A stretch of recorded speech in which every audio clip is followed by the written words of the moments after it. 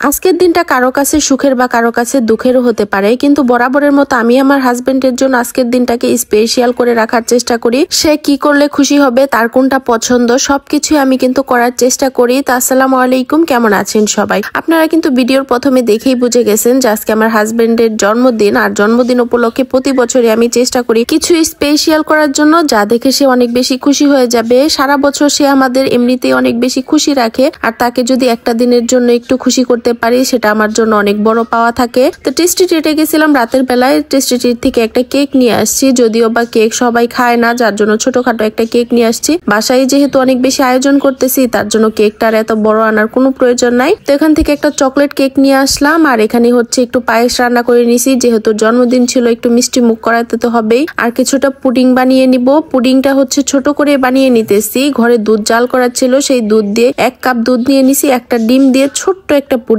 তৈরি করে নিতেছি। পুডিং এর জন্য ক্যারামেলটা কিন্তু আমি খুব একটা কালার করি না, রাইসার পাপা খুব একটা কালার করে করলে সেটা খেতে পারে না, তার কাছে নাকি তিতো লাগে। পুডিং এর জন্য দুধটা কিন্তু আগে থেকে আমার ভালো করে জাল করে নেওয়া ছিল। আর এদিকে একটা পিৎজাও তৈরি করব, যার জন্য হচ্ছে এখানে কিছুটা মাংস ভেজে নিতেছিলাম। এদিকে কারেন্টও চলে গেছে, কারেন্টের জন্য তার বসে থাকলে হবে না, কিছুক্ষণ পরে আবার রাইসার পাপা বাসায় চলে আসবে, যার জন্য একা হাতে সবকিছু করতেছিলাম। একা একা যদি একটু একটু করে না করি তখন আর সময় পাবো না, তাকে বসিয়ে রেখে তখন সবকিছু করতে হবে। আর এদিকে হচ্ছে চিকেনটা ভেজে নিয়ে তারপরে কিছুটা চাউমিন সিদ্ধ করে নিলাম, যদিও বা চাউমিনটা রান্না করার মতো কোনো ইচ্ছে আমার ছিল না। তারপরে মনে হলো কি, রাইসার পাপা তো চাউমিনটা অনেক বেশি পছন্দ করে, তো কিছুটা চাউমিন রান্না করে ফেলি। কিছুটা রান্না করতে যে এক গাদি রান্না করে ফেলছি। যাই হোক, এখানে চাউমিনটা রান্না বসিয়ে দিব, আর এখানে হচ্ছে রসুন আর আদা কুচি দিয়ে দিছি, তারপরে হচ্ছে পেঁয়াজ কুচি দিয়ে রান্নাটা করে নিব। এদিকে কারেন্ট ছিল না, এখন আবার কারেন্টটাও চলে আসছে, এখন একটু সুবিধাও হলো। আজকে যেহেতু আমি অনেক ধরনের আইটেমই রান্না করতেছি, কোনো রান্নারই ফুল ভিডিও আপনাদের সাথে শেয়ার করব না, একটু একটু করে সবকিছুর ভিডিও আমি করে নিয়েছিলাম, আর অনেক বেশি ব্যস্ত ছিলাম। ব্যস্ততার পরে আরেকটা কথা কি জানেন, সকাল থেকে আমি অনেক বেশি অসুস্থ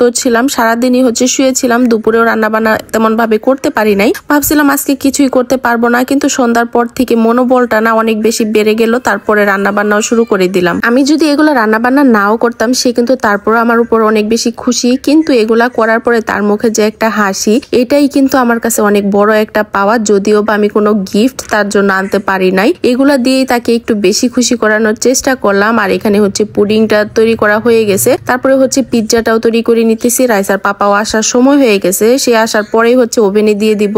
এদিকে আমি কাজ কাম করতেছিলাম, আর ওদিকে আমার মেয়েটা ঘুমিয়ে গেছে, আমাকে আবার বলেও রাখছে পাপা আসলে যাতে তাকে আমি ডাক দেই, তো ওইদিকে ও কিছুক্ষণ ঘুমাসতে থাকুক। আর এদিকে আমার মেয়েটা হচ্ছে চিকেন ফ্রাই অনেক বেশি পছন্দ করে, তাই ভাবলাম ছোট ছোট কিছু চিকেন ফ্রাই বেজে নেই। সবার পছন্দই তো করলাম, কিন্তু আমার ছোট্ট বুড়িটার পছন্দে কিছু না করতে পারলে তখন আবার খুব একটা ভালো লাগবে না। ফাইনালি সে বাসায় আসতে আসতে আমি কিন্তু টেবিলের উপর সবকিছু সাজিয়ে গোছগাছ করে রাখছি, আর সে দেখে তো মহা খুশি হয়ে গেছে। প্রত্যেকটা খাবারই ছিল রাইসার পাপার অনেক বেশি পছন্দের, আর এগুলো রান্না করছিলাম হচ্ছে 19 তারিখে, আর রান্না শেষ করতে করতে হয়ে গেছে এখন 20 তারিখ, মানে ডিসেম্বর মাসের 20 তারিখে হচ্ছে রাইসার পাপার বার্থডে। কষ্ট করে যে রান্না বান্না করলাম, এগুলো আমার একদমই কষ্ট মনে হচ্ছে না, কারণ আমার হাজবেন্ড দেখে এতটা খুশি হয়েছে, যা দেখে আমার মনটা একদম শান্তিতে ভরে গেছে। এই যে সেই মানুষটা যার জন্য নাকি এত ভালোবাসা, এত মায়া, এত কষ্ট কোথা থেকে আসে আমি জানি না। তো যাই হোক, দেখেন আমার বুড়িটাও কিন্তু এখানে বসে বসে ঘুম আসতেছে, আমার বুড়িটাকে ডাকতেছি তারপরে উঠতেছে না। রাইসার পাপা বলতেছে থাক সকালে উঠে খাবে না, কিন্তু আমার মনটা মানতেছিল না, মনে হচ্ছিল আরেকবার